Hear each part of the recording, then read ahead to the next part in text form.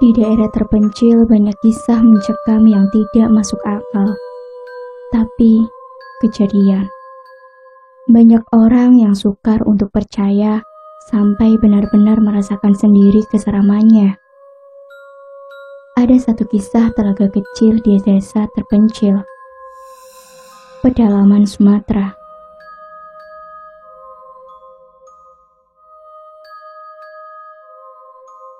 Aku Rendri. Awal tahun 2002 ditugaskan oleh perusahaan tempatku bekerja untuk tinggal di satu desa terpencil di pedalaman Sumatera. Tugasku adalah mensosialisasikan berbagai produk pertanian dan perkebunan, termasuk pupuk yang kami produksi, kepada penduduk khususnya petani di desa itu. Ya, namanya juga tugas. Mau tidak mau harus menerima dan menjalaninya. Intinya sih seperti itu. Tugasku mengajarkan petani dalam menggunakan produk perusahaan dari sejak awal tanam sampai akhirnya panen tiba. Awalnya aku yang masih lajang berpikir banyak positifnya dari tugas ini. Bisa tinggal di tempat yang sama sekali belum pernah aku kunjungi. Menghirup segarnya udara daerah pedalaman, menikmati tenangnya kehidupan yang sangat bertolak belakang dengan yang aku jalani di Jakarta. Bisa menyepi sementara waktu, hidup tenang. Tapi pada prosesnya, ternyata banyak kendala yang harus dihadapi dan dilalui. Kendala yang terkait dengan pekerjaan maupun bukan. Tapi tetap saja harus aku jalani semua. Desa tempatku bertugas ini letaknya dekat dengan perbatasan Lampung dan Sumatera Selatan. Masih masuk wilayah Sumatera Selatan. Sangat terpencil, berjarak sekitar 1,5 jam dari kota terdekat. Itu pun bukan kota besar. Desa yang masih hanya bisa dijangkau dengan kendaraan roda 2 akan memerlukan perjuangan ekstra keras apabila memaksa menggunakan roda 4. Bisa tapi susah. Dengan keadaan seperti itu, jadinya aku harus mengerahkan fisik dan tenaga sedari awal menginjakkan kaki di sini. Kemana-mana lebih banyak jalan kaki. Motor hanya digunakan kalau harus bepergian ke kota. Oh iya, di sini aku tinggal menumpang di rumah salah satu penduduk, Pak Haji Ramli namanya. Pak Haji Ramli merupakan salah satu pemuka desa, orang yang sangat dihormati. Beliau memiliki anak laki-laki yang bernama Iwan, pemuda berusia 23 tahun. Begitulah singkat ceritanya. Yang pasti, di desa ini aku mendapat satu pengenalan fase hidup yang belum pernah aku alami sebelumnya. Satu pengalaman aneh yang mengoyak nalar, fase seram di luar jangkauan logika. Telaga kecil di pedalaman Sumatera. Sudah lama, Mas. Emang sudah dari zaman dulu desa ini terkenalnya begitu. Selain hasil tani dan kebun yang bagus, juga terkenal dengan keangkerannya, khususnya telaga yang di belakang itu. Itu kalimat yang meluncur tanpa beban dari mulut Iwan. Aku yang jadi lawan bicara agak aneh mendengarnya. Kok kalian seperti nggak kelihatan takut ya, Wan? Apa mungkin karena sudah terbiasa? Nggak gitu juga, Mas. Kami masih takut kok, lebih memilih untuk menghindar kalau bertemu dengan yang begituan, jawab Iwan. Pada suatu malam, aku dan Iwan duduk di beranda rumah seperti biasanya, berbincang ditemani kopi dan rokok. Aku yang pada saat itu baru 3 bulan tinggal, membuka percakapan dengan bertanya perihal omongan warga yang aku dengar tidak sengaja ketika sedang sosialisasi pupuk pada siang hari sebelumnya. Tadi Pak Ridwan cerita, istrinya melihat sekelebatan hantu perempuan terbang melayang di atas telaga. Ketika sedang lewat melintas di pinggirannya, kok serem ya? Telaga, iya. Ternyata di desa ini ada telaga. Telaga yang nantinya akan memberikan pengalaman seram. Tidak akan pernah aku lupa. Selebihnya dalam perbincangan, Iwan bercerita banyak tentang telaga ini. Telaga yang tidak terlalu besar, luasnya mungkin hanya seukuran lapangan sepak bola. Aku tidak tahu sejarah dulunya bagaimana. Tapi katanya, telaga ini sudah ada sejak kakeknya Iwan masih kecil. Berarti sudah sangat lama. Letaknya agak di pinggiran desa. Tapi kalau hendak melakukan perjalanan keluar, entah ke desa lain atau ke kota, penduduk desa harus melewati telaga. Tetapi, kalau hari sudah mulai gelap, tidak akan ada yang berani lewat jalan setapak di pinggirnya. Lebih memilih jalan agak memutar, walaupun lebih jauh jaraknya. Tentu saja aku sudah beberapa kali melintas lewat telaga itu. Mengesampingkan cerita-cerita seram yang beredar, aku bisa bilang kalau telaga ini merupakan telaga yang indah. Walau tidak terlalu jernih, tapi airnya cukup bersih. Pinggir-pinggirnya dipenuhi tanaman menjalar dan rerumputan. Sisi lebih luarnya, ada banyak pepohonan yang berdiri rapat mengelilingi. Hal inilah yang membuat suasananya jadi teduh, walaupun pada siang hari bolong.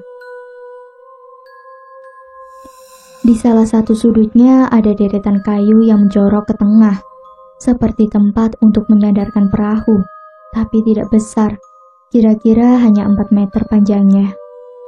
Entah peruntukan sebenarnya untuk apa, tapi sudah beberapa kali aku duduk sendirian di dermaga kecil ini ketika sedang dalam perjalanan pulang dari sosialisasi. Mampir sebentar untuk sekedar melepas lelah, menikmati udara sore, mendapatkan ketenangan yang hakiki. Jangan sering-sering sendirian di telaga itu, Mas. Begitu Iwan bilang padaku suatu hari. Tentu saja aku menanyakan alasannya. Emangnya kenapa, Wan? Itu telaganya bagus loh, indah menenangkan. Pokoknya jangan, Mas. Takut nanti ada apa-apa. Jawab Iwan menggantung. Tapi aku tahu arahnya kemana. Ya begitulah. Penduduk desa ini dan desa lain terdekat, malah menganggap kalau telaga ini merupakan telaga angker. Sudah tidak terhitung lagi peristiwa janggal dan seram yang pernah terjadi di situ. Katanya, tak melulu malam hari, tapi kejadian seram juga kadang terjadi di siang hari. Aku tidak bisa menceritakan satu persatu cerita yang pernah aku dengar. Tapi, benang merahnya adalah telaga itu katanya benar angker. Penampakannya antara lain hantu perempuan, anak-anak kecil yang berlarian di pinggiran, dan lain sebagainya. Aku pada beberapa bulan awal memang menganggap semuanya masih biasa saja. Yang ada di kepalaku, desa ini merupakan desa pedalaman yang eksotis, indah, termasuk telaganya. Sampai akhirnya, secara perlahan aku mulai merasakan semuanya sendiri. Dari yang hanya sedikit janggal, sampai keseraman yang membuat nyaris pingsan. Berikut adalah salah satu kejadiannya. Pada suatu hari, dalam perjalanan pulang dari salah satu perkebunan, aku berjalan kaki melewati telaga, menyusuri jalan setapak di pinggirnya. Belum malam, masih jam 5 sore, tapi tentu saja sudah mulai gelap. Matahari asik bersandar di ufuk barat. Langkahku agak pelan. Lelah sangat sudah terasa karena berkegiatan sepanjang hari. Jalan setapak pinggir telaga sudah sangat sepi ketika aku melintasinya. Mungkin karena sudah mendekati waktu maghrib. Iya, jalan setapak yang hanya bisa dilalui oleh kendaraan roda 2 dan pejalan kaki. Benar-benar hanya aku sendirian yang sedang menyusurinya. Seperti hari-hari sebelumnya, telaga indah ini sungguh tenang. Nyaris tidak ada pergerakan di permukaannya. Hanya sesekali terlihat gelombang kecil di hempas angin sepoi. Sambil menikmati pemandangan dan sepinya, aku terus berjalan, ingin cepat sampai rumah untuk beristirahat. Tapi ketika sedang larut menikmati semua, tiba-tiba sayup aku mendengar suara. Rendri. Ada yang memanggil namaku. Suara perempuan. Tentu saja aku penasaran kemudian menghentikan langkah. Di hari yang mulai gelap, Aku memperhatikan sekeliling. Pandangan menjelajah ke setiap sudut telaga, mencari tahu siapa gerangan yang tadi memanggil. Tapi tidak ada siapa-siapa. Aku tidak melihat ada orang sama sekali. Sepi dan kosong. Juga hanya terdengar suara binatang-binatang serangga hutan. Selebihnya tidak ada suara lagi. Ya sudah, karena tidak menemukan apa-apa, aku kembali melangkah meneruskan perjalanan. Tapi, baru saja beberapa langkah, lagi-lagi suara itu muncul dari kejauhan. Rendri. Sekali lagi aku berhenti. Siapa sih yang manggil-manggil? Sungutku dalam hati. Di titik ini belum terlintas sedikit pun pikiran aneh. Yang aku tahu, ada orang memanggil dari kejauhan. Itu saja. Ya sudah, karena penasaran aku lalu berbelok melangkah mendekati telaga, menuju dermaga kayu kecil tempat biasa aku duduk sendirian. Hari sudah semakin gelap. Aku yang masih terkungkung penasaran, lagi-lagi memperhatikan sekeliling. Kali ini sambil berdiri di ujung dermaga kayu. Karena dari tempat ini, aku bisa melihat nyaris ke seluruh sudut telaga. Airnya sangat tenang, tidak ada pergerakan sama sekali. Suasananya terbunuh sepi. Cukup lama diam berdiri, sampai akhirnya aku melihat sesuatu. Ada pergerakan di tengah-tengah telaga. Permukaan air yang tadinya sangat tenang, tiba-tiba bergelombang kecil, seperti ada yang sedang membuatnya bergerak. Aku terus memperhatikan pergerakan itu. Semakin lama, semakin jelas terlihat kalau pergerakan air itu bergerak maju, tidak diam di tempat. Seperti ada benda di permukaan yang sedang berenang, bergerak mendekat ke tempatku sedang berdiri. Apa itu? Ikankah? Atau ular? Atau hewan lain? Pada saat itu aku tidak tahu dan belum tahu. Gelombang kecil air terus mendekat dan semakin mendekat. Hari yang sudah semakin gelap membuat aku masih belum juga bisa memastikan hewan apa yang sedang berenang. Padahal jaraknya sudah cukup dekat. Sampai akhirnya, gelombang itu terlihat melambat dan semakin melambat, lalu berhenti hanya beberapa meter dari tempatku berdiri. Karena masih belum jelas juga benda apakah itu, seketika itu juga, aku berusaha untuk fokus memperhatikan, menerka-nerka. Lalu tiba-tiba jantung seperti berhenti berdegup. Nafas tertahan, ketika akhirnya aku bisa melihat dengan jelas bentuk dari benda misterius yang sedang diam di permukaan. Beberapa detik lamanya tubuhku tidak bisa bergerak. Hanya pandanganku saja yang fokus memperhatikan objek seram itu. Benar, objek seram. Benda itu ternyata seonggok kepala, dengan rambut hitam panjang tergerai ke belakang, mengambang di permukaan. Aku melihat hanya kepala saja, tidak ada bagian tubuh lain. Wajah pucat seramnya datar tanpa ekspresi, tapi seperti sedang memperhatikan. Matanya mati tak bercahaya. Jadi, yang aku lihat sejak tadi berenang mendekat dari tengah danau, ternyata adalah kepala berambut panjang menyeramkan. Setelah beberapa belas detik terpana ketakutan, akhirnya aku mampu untuk melangkah mundur menjauh perlahan, lalu lari sejauh-jauh meninggalkan telaga. November 2002. Pak Husni dan Iwan terus mengobrol sambil sesekali diselingi gelak tawa berderai. Sementara aku lebih banyak jadi pemerhati dan pendengar yang baik, walau tetap menimpali omongan mereka sesekali. Nyaris jam 12 tengah malam ini, kami duduk di pos ronda berbentuk rumah panggung yang ukurannya tidak terlalu besar. Mungkin hanya sekitar 4x4 meter saja. Jadi maksimal hanya bisa ditempati oleh 6-7 orang saja. Pos ronda yang dikelilingi oleh rapatnya pepohonan bambu ini letaknya di pinggir desa, berbatasan langsung dengan hutan dan perkebunan. Lampu templok berukuran besar jadi satu-satunya sumber penerangan. Tapi walaupun begitu, cahayanya masih mampu menerangi seisi pos dan sebagian kecil bagian luarnya. Malam ini tak ada angin, udara tidak bergerak sama sekali. Jadinya sangat sepi, tak ada suara dedaunan dan pohon yang bergerak bergoyang. Jadi gimana mas, betah kan tinggal di kampung kami? Pak Husni melontarkan pertanyaan.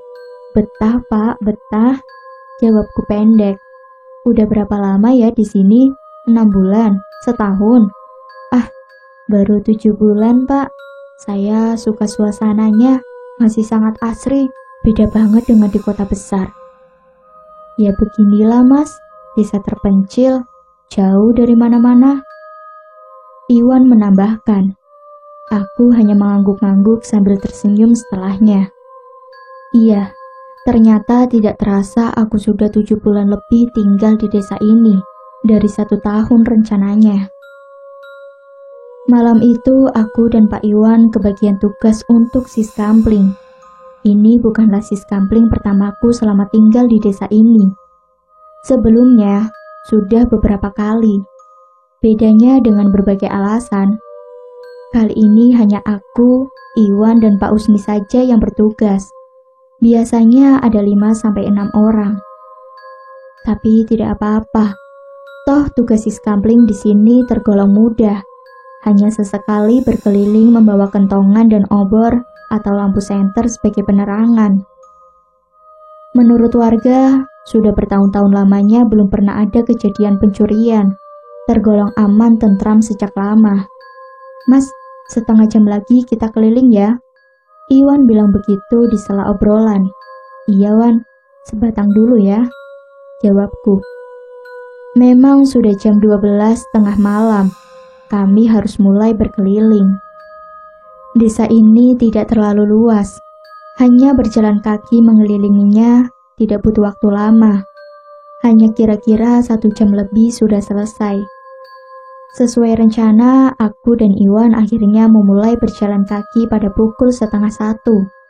Berbekal lampu senter di tanganku dan obor dalam genggaman Iwan, kami memulai patroli berkeliling desa. Ada alasan kenapa obor minyak tanah masih digunakan sebagai penerangan oleh penduduk. Itu karena minyak tanah jauh lebih murah dan lebih mudah didapat daripada batu baterai untuk lampu senter. Tapi walaupun begitu, aku tetap memilih lampu senter karena sudah termasuk peralatan yang aku bawa dari Jakarta. Bisa ditebak, tengah malam seperti ini, keadaan desa sudah sangat sepi. Tidak ada orang sama sekali. Aku dan Iwan berjalan tidak terlalu cepat, sambil berbincang namun tetap memperhatikan setiap sudut tempat yang kami lewati.